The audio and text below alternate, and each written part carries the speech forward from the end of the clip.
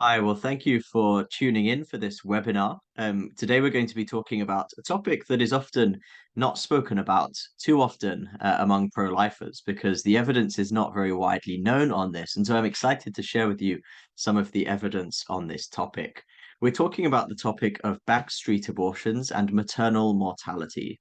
And the question is basically this: if abortion is banned, doesn't that mean that abortions will still happen, but women will get them in the dangerous ways, they will have unsafe abortions, and they will die as a result? This is a clever argument because it doesn't need to rely on any principles about the ethics of abortion, or at least that is what people say, that it doesn't matter whether you think abortion is right or wrong, it should be legal because banning it won't actually prevent any, but it will save women's lives. And so it's the pro-life thing to do, even if you are morally against abortion. So that's why it's supposed to be quite a clever argument. And it's a challenging argument for many people because, of course, all of us think that when someone dies, it is a tragedy. Whoever that is, whatever they've done, this person is infinitely valuable. That is what we believe as pro-lifers, and their death is therefore a tragedy. And so obviously the intuitive thing to want is to do anything possible to save those women who are dying from these backstreet abortions. We will go through this argument in some detail, so please do bear with me. So this is how the argument roughly goes. The argument says it gives broadly four empirical premises. The first is that when abortion is illegal, there are huge numbers of illegal abortions. So illegal abortions happen whether you like it or not. Secondly, many women die from all of these illegal abortions, and of course, that is a terrible thing that we should want to avoid. The third claim is that legalizing abortion won't increase the abortion rates. So when you legalize abortion, the abortion rate will stay the same because all of those illegal abortions will just become legal abortions, and it doesn't matter what the law says. No new women are going to be getting abortions. And then finally, it says that legalizing abortion will stop women dying from illegal abortions. It will at least mean that those women who would have died from unsafe illegal abortion now no longer die because they obtain a safe abortion instead. Well, we're going to be challenging all of these. Um, but I first wanted to note that this isn't the typical way of responding to this argument. Pro-lifers have traditionally sort of ignored the empirical claims, and in some cases even conceded some of them, though not all of them.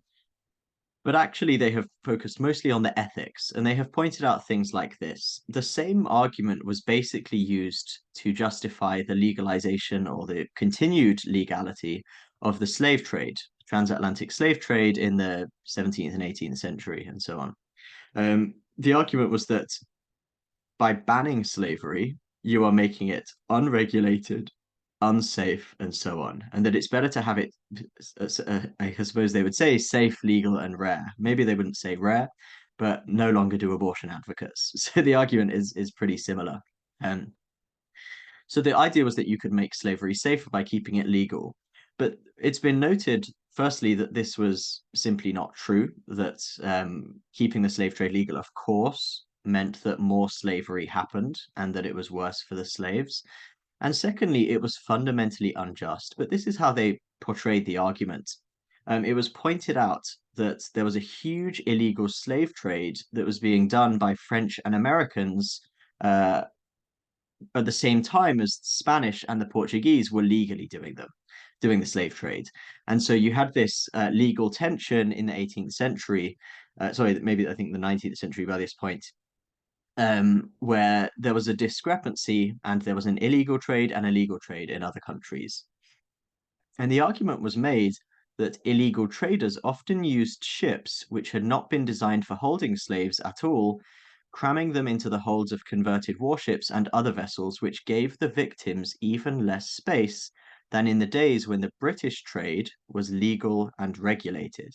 So the argument was that by banning the slave trade, what you are doing is forcing it into an unregulated, unsafe practice where slaves were being forced into these smaller ships, which were not designed for holding people. and therefore they were in worse conditions. Likewise, there was a revolt that was in modern-day Guyana in 1823, which was triggered by news of the abolition of slavery. So what the abolitionists were doing was that they were saying slave trade should be abolished and so on. And the news that it actually had been fully abolished reached Guyana, or then known as Demerara. When news of the abolition of the slave trade came around, which turned out actually not to be true, it says that there was a full-scale revolt by 13,000 slaves, which was eventually suppressed with much brutality, including many hangings. Now, the biographer of William Wilberforce, William Hague, William Wilberforce, of course, being the member of Parliament in England who abolished the slave trade, this biographer says, to opponents of abolition, to people who supported slavery, the revolt was further evidence that the abolitionists were putting lives at risk by raising the slaves' hopes for emancipation. Essentially, the idea is that the slavers were blaming the abolitionists for the deaths of all these people by supporting abolition because they were causing all this tension and so on. And I think when we look at examples like this, we simply recognize that this case, from a moral perspective, is just absurd. It's absurd from an empirical perspective as well, but it's also absurd from a moral perspective. We shouldn't have kept slavery legal just because, supposing this were true, just because it was causing certain problems with deregulation and, certain problems in the illegal side of the trade. It simply doesn't make sense as an argument. The point is that slavery was a fundamental injustice against human beings that violated their most basic and fundamental rights. And if that is the case, then it must be abolished in a sense, regardless of the consequences. At least this is what international human rights law says. In international human rights law, it says that no derogation from the right to life, that is, no exception to the right to life, may be made even in the time of a public emergency threatening the life of a nation. Even if there is a public emergency threatening the life of a nation, you cannot violate the right to life. And that is a fundamental principle of international human rights law, that it has this sort of absolutist perspective that the right to life cannot be violated even in those extreme situations. Certainly not for alleged public health reasons and so on, of the kind that is supposed to exist in this argument. Now, what's not widely known, as I mentioned at the start, is that you can actually challenge this argument in pretty much every respect on empirical grounds. And I began to do this a few years ago because I realized that these empirical claims had actually rarely, if ever, been disputed or even examined or scrutinized to see if they were actually true. And what I found was that generally they're not. So we're going to go through some of that today. But what is particularly surprising is that they were disputed in particular by the Royal College of Obstetricians and Gynecologists. Now, this is the main professional body of obstetricians and gynecologists in the UK, and they are vehemently pro-abortion. They support it basically as activists and propagandists, rather than as, academics. But back 50 years ago, when this argument was being made originally in the United Kingdom, the Royal College actually were very honest about it, and they said this argument is empirically false, and they disputed every element in it. So firstly, this claim that there were huge numbers of illegal abortions, this is what they said. They said it has been repeatedly stated that 100,000 criminal abortions are induced in the country every year, and some say 250,000. These and an earlier figure of 50,000 are without any secure factual foundation of which we are aware. In the experience of gynecologists working outside cities, or outside any large cities, the occurrence is actually relatively uncommon. And the same is true in every country. These numbers are inflated, and we'll get to some of that a bit later. Secondly, it is often claimed that there were many women who die from backstreet abortions. Well, we know that this is false in most countries, again, because people eventually admit it. Bernard Nathanson, one of the leading American pro-choice activists, eventually became pro-life, and he admitted to all of the things he made up as a pro-abortion activist. He said, "How many deaths were we talking about when abortion was illegal? We always said 5 to 10,000 a year. I confess that I knew the figures were totally false, but in the morality of our revolution, it was a useful figure." The Royal College of Obstetricians and Gynecologists said broadly the same about the number of women being hospitalized from criminal or unsafe or illegal abortions. They said actually the large majority of these hospitalizations are not from illegal abortion. They are actually from miscarriage, which is almost impossible to distinguish from illegal abortion. They said um, it is the experience of gynecologists that most cases of abortion treated in hospital are spontaneous in onset, meaning that they are miscarriages rather than abortions. Our impression is that at most 1 in 5, at most 20% of abortions treated in hospital is induced, i.e., illegal, and 80% or more are actually miscarriages. Thirdly, it was claimed that legalizing abortion won't increase the abortion rates. But again, the Royal College pointed out that this was completely false. They said that when abortion is legalized, illegal abortion still carries on. And in fact, it sometimes even increases because the criminal quack doctors performing abortions were actually less scared of the law because the punishments were mostly removed.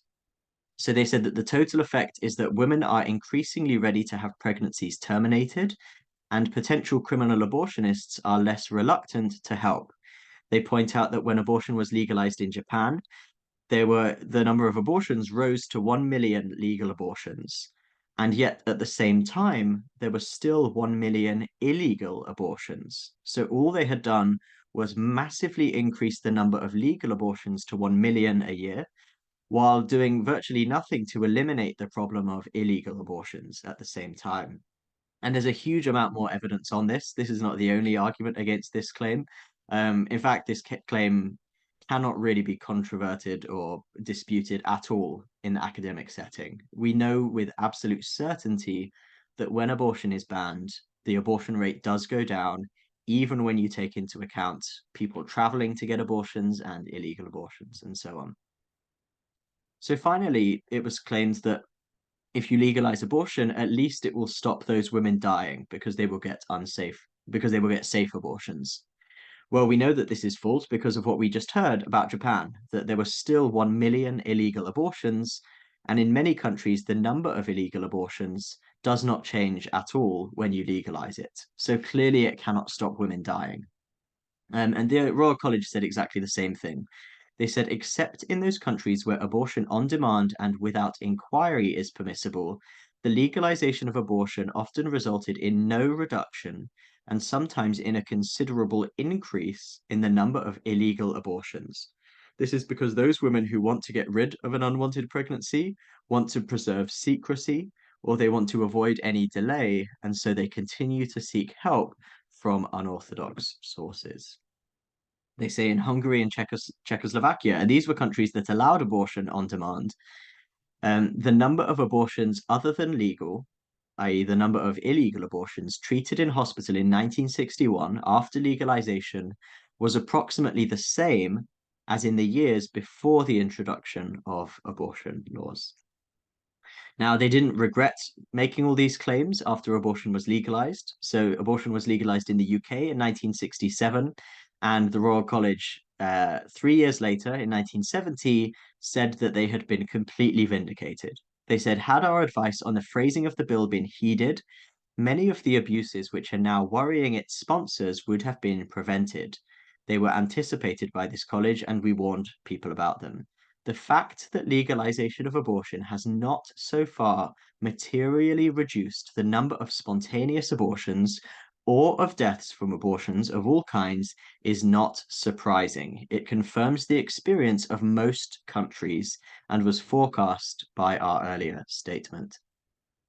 So we see the same empirical claims today, and we're going to go through some of those. We see all of those same claims today, even though the Royal College completely debunked them over 50 years ago now. And here's just one or two examples. It was claimed in 2020 that Kenya was still condemning women to death by unsafe abortion. And they said 10 years after we had a new constitution which allowed abortion for certain reasons, we are still losing the lives of women and girls in great numbers. These deaths are preventable, but we are condemning these women to death by unsafe abortion, even 10 years after it was partially legalized. Now, the problem with this claim is that it came from a report which was actually from 1998. So it was completely irrelevant to what was happening in 2020, 10 years after the Constitution. All of these figures supposedly were actually from quarter of a century ago. Um, and even then, most remarkably, not only is this a completely outdated claim, the source that they cite doesn't actually mention deaths from abortion. It gives no estimate on the number of deaths from abortion, it gives no percentage or anything. So they made up a statistic from quarter of a century ago and used this to justify these supposed new figures from recent research in 2020. That was a Reuters, which is obviously a well-known news organization, and parliamentarians making this claim. But you might expect better from academics. Well, sadly, you can't. This was the International Federation of Gynecology and Obstetrics, and they made basically the same kind of mistake. They said that in Kenya, 17% of deaths among pregnant women, 17% of maternal deaths are from complications of unsafe abortion. 17%. Well, when you look at the source for this claim, what it actually says is that up to 17% of deaths may be associated with induced abortion. What does that mean? Well, then you go back to the paper that they cite, which is this paper from 2014 by the World Health Organization. What this paper said is that 9.6% of deaths in sub-Saharan Africa, not Kenya specifically, just sub-Saharan Africa, 9.6% of maternal deaths are from abortion. And the range for this is potentially as low as 5%, potentially as high as 17%. Certainly not the 17% that the International Federation confidently said. But the most remarkable thing about this statistic is that the WHO paper themselves explicitly said that the abortion category includes induced abortion, legal and illegal, miscarriage, and ectopic pregnancy, which means that all of these women who were dying from miscarriages and from ectopic pregnancies were being lumped in with the women who died from illegal abortions. And people were claiming that all of these deaths in sub-Saharan Africa were only from illegal abortion. And actually, that the upper estimate of that is true, forgetting about all the lower estimates and even the average estimates, and then applying this specifically to Kenya when it was actually a general figure for sub-Saharan Africa. So there are many reasons that this statistic is flawed and unreliable. We see the same misrepresentation in almost every single claim of deaths from unsafe abortion. It almost always includes deaths from miscarriage. Here's just one example. The WHO, as you can see, makes a similar claim globally. They say that globally, about 5 to 13% of maternal deaths are from abortion, which includes miscarriage and ectopic pregnancy. And yet the WHO on their own website misrepresent that claim. They say each year between 5 and 13% of maternal deaths can be attributed to unsafe abortion specifically.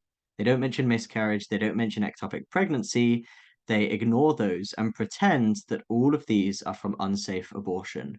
And that same misrepresentation, as I said, is made in virtually every statistic about unsafe abortion. And you should always check the source and the definition of abortion in those claims.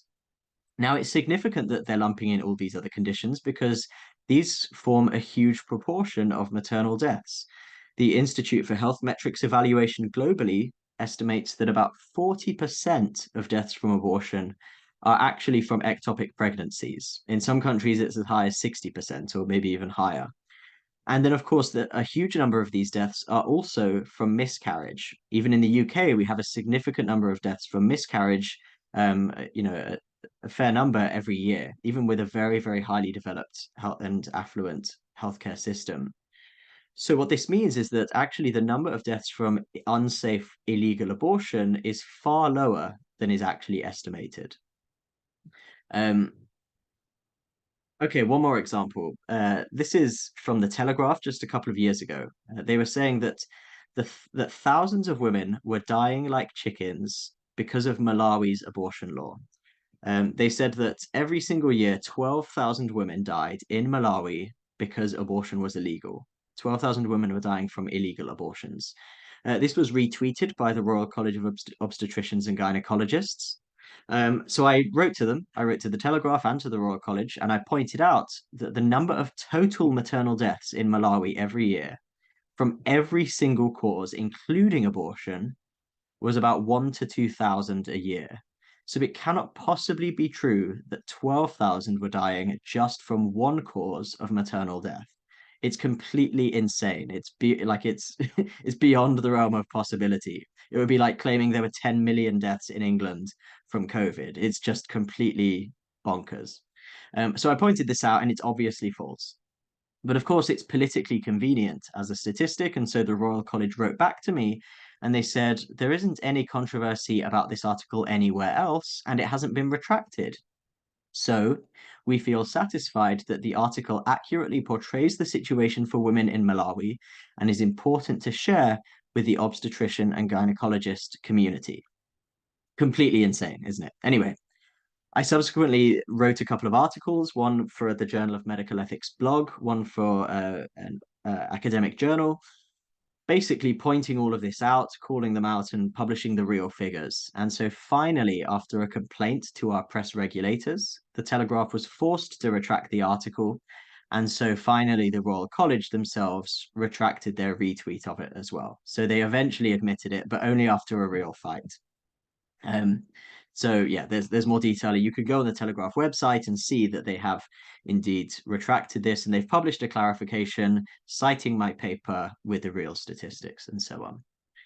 So most of these figures are made up, or they're grossly represented, or they're massively outdated. Almost every abortion statistic on this subject is either outdated, misrepresented, or fabricated, almost without exception.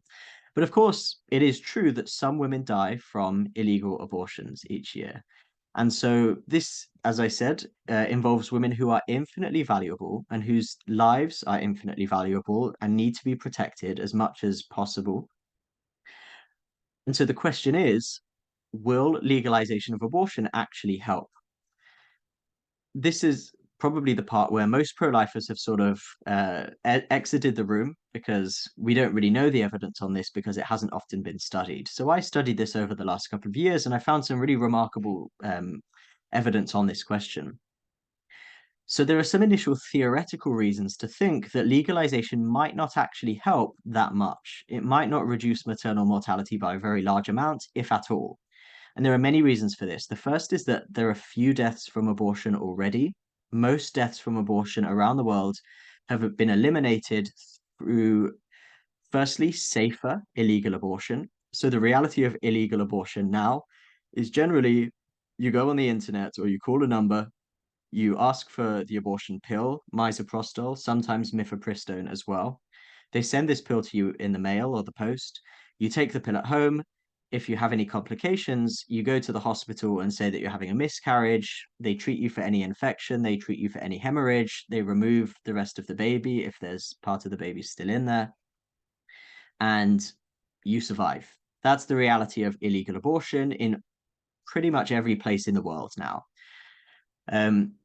Moreover, as I said, post-abortion care is already quite common around the world. And so even if you have complications from an illegal abortion, if you get post-abortion care, the overwhelming likelihood is that you will be fine, you will survive, and so on. So this has eliminated the large majority of deaths from abortion around the world. Of course, on the other hand, if you don't have good post-abortion care, which is true in many parts of the world, there is a risk from illegal abortion. But if you don't have good post-abortion care, there is just the same risk from legal abortion. Because as we know, I think in both of our countries, in Sweden and the UK, certainly in Stockholm, I don't know if it's the whole country yet, this is what legal abortion looks like.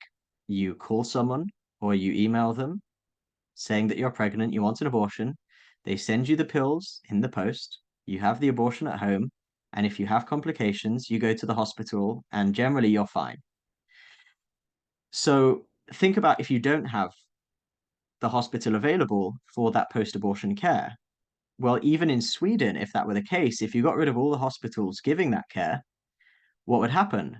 Even with legal abortion, you would get all of these women having complications at home, and they would have nowhere to go. And actually, a significant proportion of them might well have serious complications or die as a result. So, post abortion care is crucial, and really, the law itself doesn't make much difference. And then finally, as I said earlier, in many countries, even when you legalize abortion, it doesn't actually reduce illegal abortions, or it takes many, many years to do so, in which time it's hard to discern what caused the drop in abortion deaths, because in that time, the rest of the healthcare system will have improved by a huge amount and so on. But all that to say, many women still get illegal abortions even when it is legal. And we'll see an example of that a bit later. There are, of course, some reasons to think that the legalization of abortion might actually make things worse. The first, of course, is that when you legalize abortion, more people have sex with more different people in situations where they don't want a baby. We know this is true. It's uncontroversial that this change takes place. There's a mountain of evidence for it. And what this means is that you have way more unwanted pregnancies, which are bad for everyone. And you might have way more abortions, legal and illegal. And so what you find is that the problem can actually get worse because many more women are getting abortions, and therefore many more women are at risk of complications and death from these abortions. There are other reasons this can make the maternal mortality problem worse. Sometimes it causes an increase in illegal abortions for various reasons. We also know that abortion is linked with suicide, with higher mortality rates generally, with homicide. When abortion is legalized, women have children later in life, which puts them at significantly more risk of death during pregnancy. We know that there's an increase in sexually transmitted diseases when abortion is legalized. And of course, some of these can be fatal, whether cervical cancer from HPV or death from immunodeficiency in HIV/AIDS, and so on. But let's get to some of the empirical evidence, because this is all very well talking about the theory, but it would be helpful to see some of this in practice. But first, I want to highlight something really interesting, which is that this sort of hesitation about legalization of abortion as a solution to maternal mortality or deaths from abortion is not just a hesitation among pro-life activists. As we saw, the Royal College of Obstetricians and Gynecologists were very hesitant and doubtful that this argument was empirically grounded. The same is true when you look at pro-life countries today, and when you ask medical professionals in those countries, will legalizing abortion help to reduce unsafe abortion? In fact, this was a study from 10 years ago from Nigeria, when they asked Nigerian doctors, what do you think? And about half of them said, actually, I don't think it would help at all. They said it would increase quackery, meaning that there would be more illegal abortionists willing to do abortions because the law was relaxed. They said it would increase sexual promiscuity, so more women would be at risk of abortions. And they said that people still won't be able to get abortions because they can't afford it, because they can't get access to it, or because most doctors in our country won't do abortions. And so it will be difficult to get safe abortions. And all it will do will fuel and stimulate the trade in illegal abortions. And as we will see, this is completely backed up by the empirical evidence. So I'm going to go through a range of countries and the empirical evidence on them. I won't go through all of them because there's a huge number and it will take forever. But I'm going to give just a selection just to show the basic principles. And I want to summarize to begin with the key themes in all of this empirical evidence. So the key theme number one is that if you have a pro-abortion country with legal abortion, but you have pretty poor healthcare infrastructure, you don't have good access to emergency care for complications, for example, you will still have a large number of women dying from abortion. All of these countries you can see are included in that. India, South Africa, Ghana, Zambia, etc. By contrast, if you have a pro-life country that protects unborn children, but you have good healthcare infrastructure, you have virtually no deaths from abortion at all. Poland and Malta actually have the lowest maternal mortality ratios in the entire world. And these are countries that protect unborn life. Poland allows a small exception in cases of rape, but these are a tiny, tiny proportion of abortions. There are a very, there's a very small number of legal abortions in Poland every year. Um, and they both together have the lowest maternal mortality ratios in the world. When you look at other pro-life countries that are wealthy, they have virtually no deaths from abortion across most of the Middle East, and in Ireland and South Korea before they legalized abortion, both in the last couple of years. The third key theme, I should say that what these two first facts show is that deaths from abortion are not fundamentally they're not fundamentally dependent on the abortion legislation. They are fundamentally dependent on the healthcare infrastructure. That is what you need to improve to save these women's lives. Likewise, when you go through all the countries historically and you look at their abortion deaths and their maternal mortality when they have legalized abortion or restricted abortion, the legalization has never been shown convincingly to significantly reduce deaths from abortion or maternal mortality more generally. And in fact, sometimes it has increased abortion deaths or increased maternal mortality. By contrast, when you look at countries banning abortion, there are not many examples because unfortunately very few countries have done this. But when countries have done this, their maternal mortality and their deaths from abortion have continued to fall after the ban was put in place.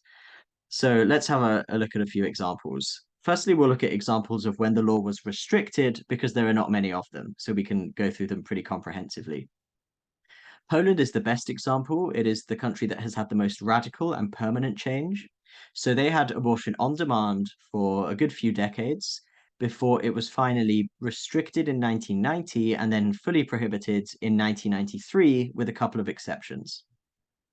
What you can see here is the maternal deaths. You might not be able to read it, neither can I, but I can tell you that the numbers in bold, which starts with 80 and ends in 25, this is the number of deaths, maternal deaths in Poland each year. So you can see in 1991, when abortion was still pretty common, there are actually still thousands and thousands of abortions in 1991 legally, there were 80 maternal deaths. Abortion was banned pretty much completely in 1993. And what you can see is that by 1996, just 5 years since 1991, maternal deaths had fallen to 33. Now, this, even in the absence of any legislative change, is a remarkable reduction in maternal deaths. To have a reduction of maternal deaths over 50%, I think it must be about 60%, in 5 years is an incredible reduction in maternal deaths. This happened not only despite banning abortion in 1993. It happened despite banning abortion in 1993.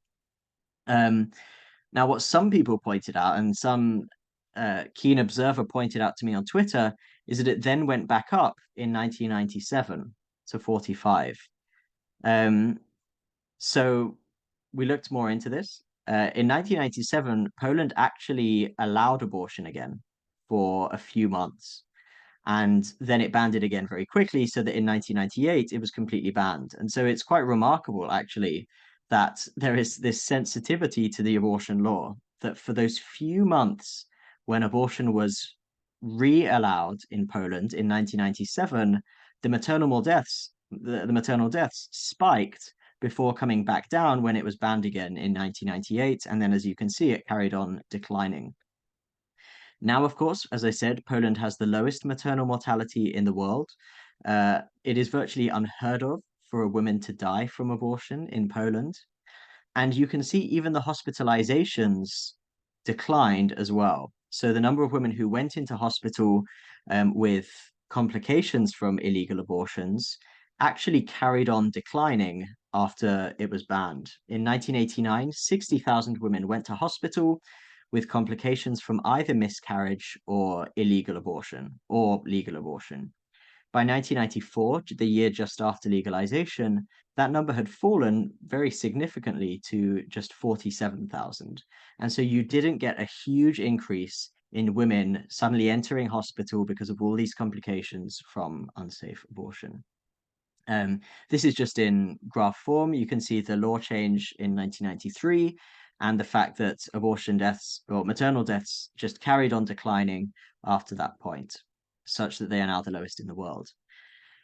Sweden, actually, as many of you probably know, is one of the only countries to have significantly restricted access to abortion throughout history. It didn't fully ban abortion ever since it was legalized, but it did actually significantly restrict abortion in the 1950s. And so this is some data from Finland, basically showing that this argument doesn't work again. And actually, Sweden is one of the most uncontroversial examples of the failure of legal abortion to ban to improve maternal deaths. I think the Royal College paper actually talks about Sweden specifically, or at least Scandinavia, as an example of where this policy has failed.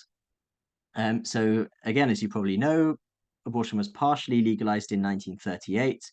You can see in the graph that the legal abortions didn't really increase massively in that time. It was only really when it was fully legalized in 1946 that you see a really big increase in legal abortions in Sweden. You can see at the same time that the spontaneous and criminally induced abortions in Sweden, which is the sort of black line in the middle, didn't change at all when abortion was legalized. When abortion was legalized and the number of legal abortions shot up, what you see is that the number of spontaneous and illegal abortions doesn't really change at all. And so this is really quite remarkable. But the most remarkable thing is that when Sweden then began to restrict abortion again in the 1950s, neither did this make much difference.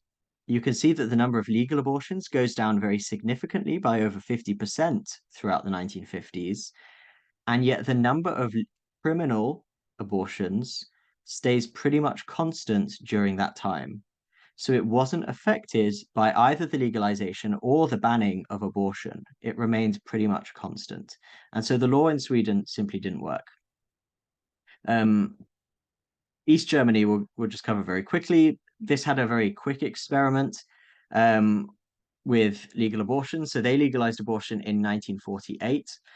As you can see here in the graph, there was a significant increase in not only abortions in total, but even illegal abortions massively began to peak during that period. As a result of this, they realized that the abortion legalization was not working. And so at the end of 1950, they banned abortion again. And you can see that by 1951, this policy had been very successful, that when they banned abortion, they put illegal abortions right down to where they were before, as well as reducing the number of legal abortions to very, very minimal levels. Okay, let's move on to countries that have legalized abortion. And we will start with, sadly, the first region in the world, other than the Soviet Union, to legalize abortion, Scandinavia. I've already covered Sweden, but there's interestingly very significant evidence from Denmark as well. In Denmark, we know that the legalization of abortion occurred in 1939. And yet this didn't solve the problem of illegal abortions in any real way. So in fact, during the 1940s, there was a 77% increase in illegal abortions in Denmark. Even 7 or 8 years after the legalization of abortion in Denmark, in Copenhagen, a third of maternal deaths were still due to illegal abortion or to abortion generally. And so this didn't work in Denmark. This is a summary, in fact, of the Scandinavian legislation. They said that one of the major goals of the liberalization of abortion laws in Scandinavia was to reduce the incidence of illegal abortion. A further objective was to reduce the total number of abortions, legal and illegal combined, by establishing early contact with the pregnant women and making available to them a broad range of social services. It is doubtful whether the first of these two objectives has been achieved in any of the countries concerned, that is, the reduction of the incidence of illegal abortions. And even less likely are fortiori that the second goal has been realized. So they said across the whole of Scandinavia, the liberalization of abortion didn't work to reduce the number of illegal abortions. Now, of course, you might say now, how many years later, I think 80 years later, um, it has worked because illegal abortion in Scandinavia is now quite uncommon. And of course, that's true. And that's true in the UK as well. But what that means is that because this took place over such a long time frame, it is extremely difficult to link any reduction in maternal deaths to this legislative policy, because you can also look at the same kind of country that has not banned abortion, like Malta. Malta has never legalized abortion. Malta never legalized abortion, and over the same time period has virtually eliminated deaths from unsafe abortion, and in fact has a better maternal mortality than Sweden. And so all that to say, yes, eventually you can get rid of deaths from illegal abortion through legalization, but you can also do that without legalization. The legalization itself makes no ultimate difference. So I just want to go through a couple of other examples, just while we have a little bit of time. One of the most common ones that comes up is Romania, because they had a particularly crazy policy in the latter 20th century through this man, dictator Nicolae Ceausescu.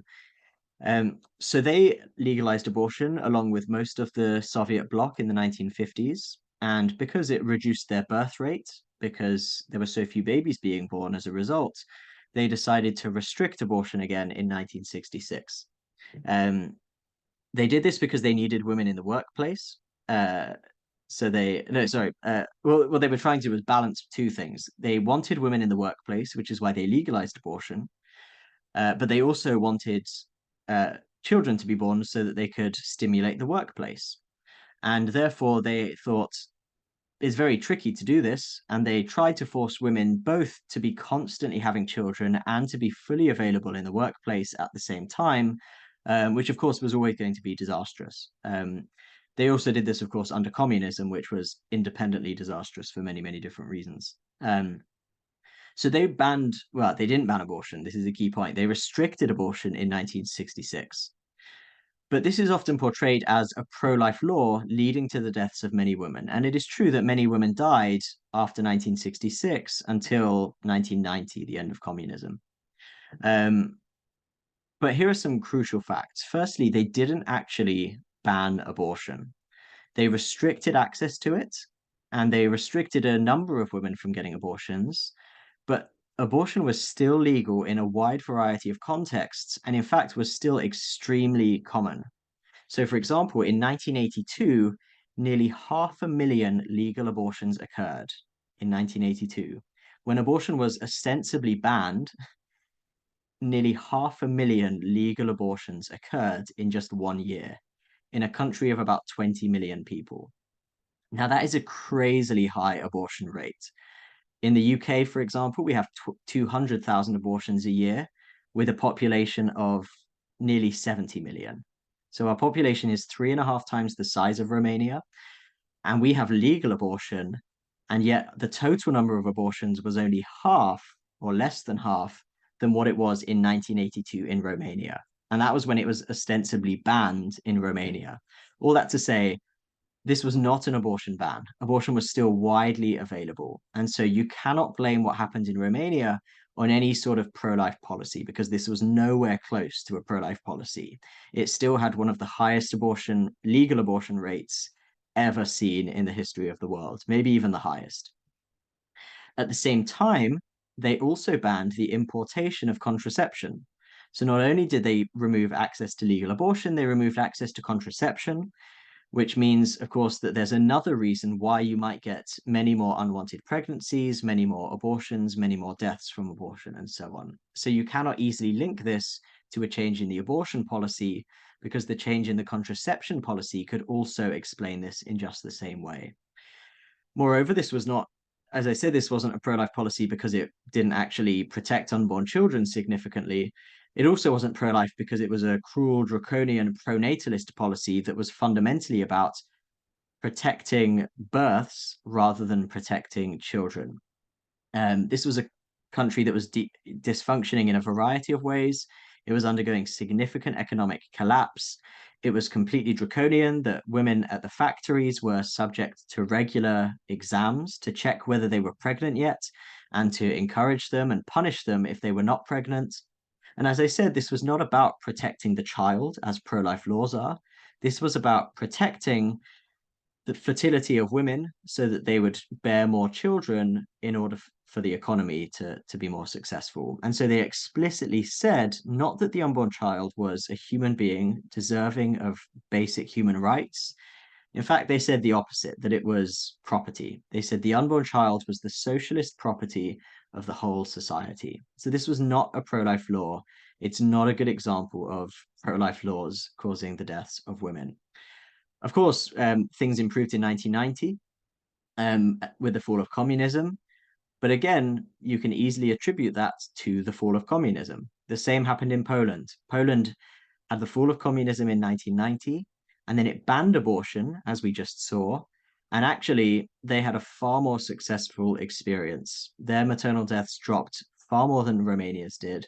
And as I say, they now have the lowest maternal deaths in the world, while Romania legalized abortion in 1990 and carried on having pretty significant high levels of maternal mortality compared to the European average.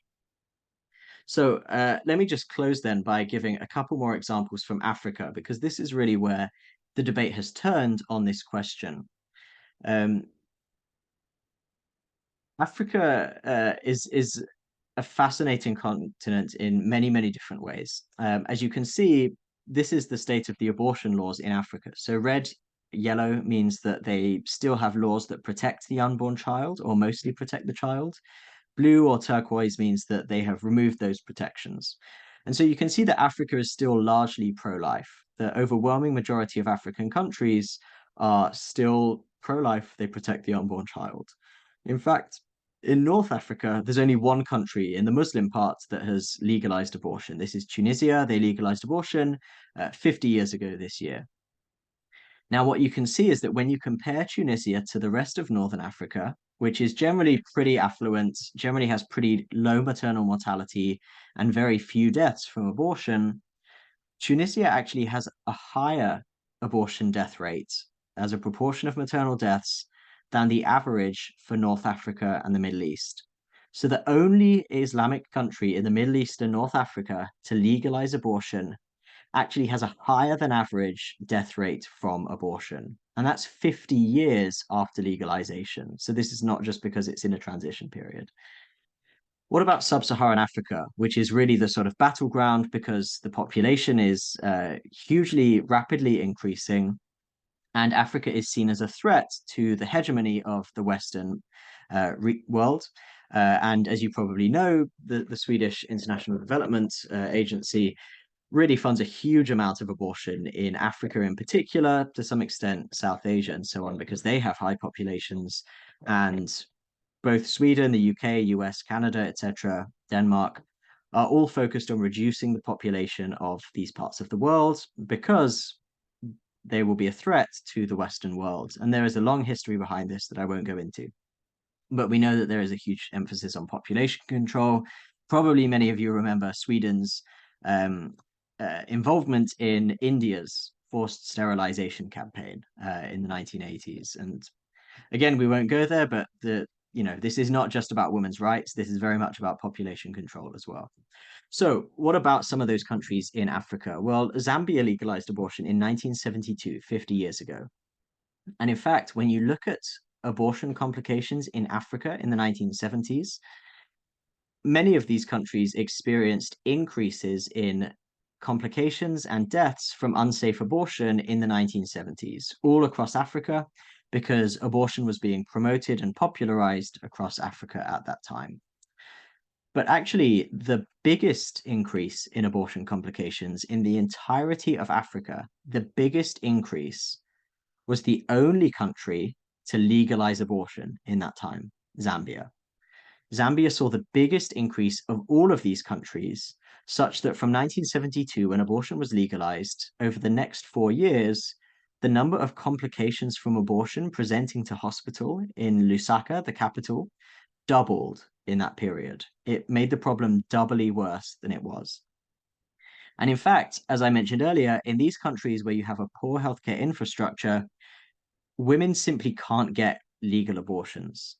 And so in 1988, nearly 20 years after legalization, for every one legal abortion presenting in Lusaka, the capital, there were 25 illegal abortions. And in fact, by the 2000s, this was a ratio of 87 to 1, that legal abortions were something like 1% of all abortions presenting in hospitals in Lusaka. 2000 to 2008, likewise, a third of gynecological admissions were still from abortion, and so on. Rwanda legalized abortion in 2012, and now this is the maternal deaths in Rwanda for a 5-year period from 2009 to 2013. What you can see is the proportion of maternal deaths due to each cause in Rwanda for each of those years. So 2009, about 3% of maternal deaths in Rwanda were from abortion, which will include miscarriage, as we said earlier. This was 3% throughout 2009, 2010, and 2011. And yet, when abortion was legalized in 2012, that number doubled to 5.7%. And in 2013, it increased further to 7% immediately upon legalization. So this did not work in Rwanda. In fact, it made the problem worse. The same is true in Ethiopia. When you look at the number of legal abortions in Ethiopia, abortion was legalized in 2006. So by 2008, they had 100,000 legal abortions, and by 2014, they had 300,000 legal abortions. So what's very clear is that the number of legal abortions massively increased in Ethiopia, up to 300,000 by 2014. And yet, when you look at the number of illegal abortions outside of facilities at this time, it stayed virtually the same. That there were 300,000 illegal abortions in 2008 and 300,000 illegal abortions in 2014. Despite a massive increase in legal abortions, none of these legal abortions that were new in 2014 were abortions that were previously illegal. All you had done is cause a whole load of new women to have abortions, and you had left those women having dangerous, unsafe abortions to continue having dangerous, unsafe abortions. And in fact, the severity of complications increased over that time as well. The severity got worse. There were more women with septic shock, more women with organ failure, and so on. So finally, South Africa is another example that is often given for countries that have successfully legalized abortion and reduced deaths from abortion. So I'll just go through a couple of things on this. Abortion was legalized in 1997, and it is claimed that there was a 90% decline in deaths from abortion over that period, over legalization. There was a study suggesting 400 deaths a year prior to this, and this is what this was based on. A study that said in 1994, 400 women died every year from abortion.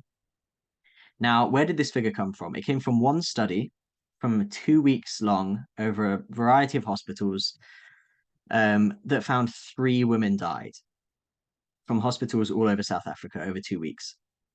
Somehow, the paper never explains, somehow this was extrapolated to 400 deaths a year. If you multiply 3 by 52, obviously it doesn't give you that number. And it never explains where this number comes from. It just says there were 400. And as you can see, it's a very small sample size with an extremely high margin of error, with just 3 deaths as their sample size. So this first figure, firstly, is really very, very tenuous and suspicious. Highly doubt that it's true. In fact, when you look at other studies from the same journal, from the same period, they show far lower mortality from abortion than this. There are many examples, and I'm publishing a paper on this very soon. So actually, the other evidence, all the other evidence from various other studies shows that there were very, very few deaths from abortion in 1994 or in the early 1990s. In fact, when you look at these other studies and when you look at South African official statistics, they actually show that deaths from abortion have been steadily increasing since 1997. Moreover, we know that whatever what happened to the deaths, the number of unsafe abortions did not fall at all. The number of women having unsafe abortions stayed the same or maybe even increased when abortion was legalized in South Africa, which means that you can, even if there were a drop in deaths from abortion, which there probably wasn't, but even if there was, you cannot attribute this to fewer unsafe abortions because the number of unsafe abortions did not actually decline at all. In fact, we know when you look at the statistics that overall maternal mortality doubled after legalization. Most of this was from HIV/AIDS at the same time. But as I said earlier, there is a lot of evidence that when you legalize abortion, sexually transmitted diseases increase by about 60%, and hence a significant proportion of these increased deaths from HIV/AIDS will have been attributable also to the legalization of abortion. And so abortion actually made the problem of maternal mortality significantly worse in the South African context at the time. And so just to sum up on the African context, this was an Ethiopian researcher who published a very nasty hit piece on me a few months ago. Nevertheless, he said when he was in his more honest moments, these results also show the difficulties that remain in eliminating unsafe abortion, even in countries where the procedure is legal. Since 1972, only Ethiopia, Ghana, Mozambique, Rwanda, South Africa, and Zambia have changed their abortion laws. None of these countries has eradicated unsafe abortion, and many, like South Africa, have spent decades trying. And that is really the summary of this. So, as I said, there's a huge amount more that could be said. I don't have time to go into all of it. I am publishing more and more papers on this as time goes on. There's one on Africa coming out in the next few months. But in closing, please do check out my website. It has answers to pretty much everything you could want to know on abortion. And in fact, I'm getting a new website very soon, so we'll have that posted up as a link as well. Please check that out. Sign up to the mailing list. On that website and on my other website, you can get answers to almost everything on abortion. You can use that however you like. And please do sign up to the mailing list to stay engaged, to stay in touch with what's going on. Thank you so much for your patience and for your interest in this topic. I really hope it was helpful for you, and I look forward to hearing from you and speaking again in the future. Thank you.